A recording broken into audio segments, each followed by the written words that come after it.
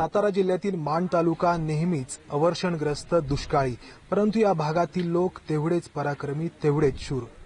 या तालुक्यातील जाशी गावातील गलांडे कुटुंबही याला अपवाद नाही. या कुटुंबातील 3 मुलं करती सवरती झाली आणि तिघही सैन्यामध्ये भरती झाले. चंद्रकांत गलांडे यापैकी सर्वात लहान.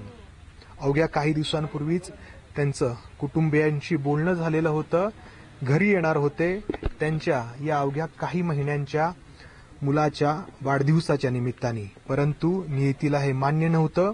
अवघी 2 एकर शेती आहे या कुटुंबाची, कोरडवाहू. आपल्यासोबत त्यांचे वडील आहेत. कधी शेवटचं बोलणं झालं होतं? शेवटचं बोलणं मागलं 2 महिन्यात झालं. काय बोलणं झालं? बोलणं झालं होतं त्या ज्यावेळेला निघाला ड्युटीवर त्यावेळेला त्यानं सांगितलं की आता गड्या माझी काय काळजी करू नका, ज्यावेळेला ह्याचा वाढदिवस येईल त्यावेळेला मी तुम्हाला फोन करून त्यांनी सांगेन मी आता वाढदिवसाला येणार. याच्या वाढदिवसाला येणार? ह्याच्या वाढदिवसाला. काय वय आहे त्याचं? जय जय. जय. अच्छा. आणि हा मोठा? हा मोठा. हा. काय नाव? सिरियस. 2 मुलं. अच्छा. या आई आहेत. तुमचं कधी बोलणं झालं? माझं गुरुवारी बोलणं झालं.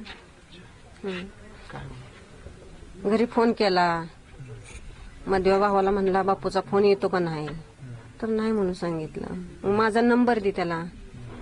मग एवढ्या 2 दिवसात नंबर दिला तर मग आमच्या दोघांचं बोलणं होईल ना, तर होणार नाही बोलणं असं म्हणला. तर नाही बोलणं झालं ते. नाही बोलणं झालं. तर इतर तुमची 2 मुलंही, म्हणजे एकूण 3 मुलं सैन्यामध्ये होती, तर काय याच्या पाठीमागचा विचार होता? म्हणजे तिघांनी आधीच ठरवलं होतं की सैन्यात जायचं, एका मागोमाग एक सैन्यात गेले. एकामागे एक ह्याचा पहिला भरती झाला मधवा. तसं त्यानं सांगितलं की आपण काही केलं तर प्रयत्न करून सैन्यातच भरती व्हायचं, दुसऱ्या पैसा करायचं नाही, सैन्यातच भरती व्हायचं.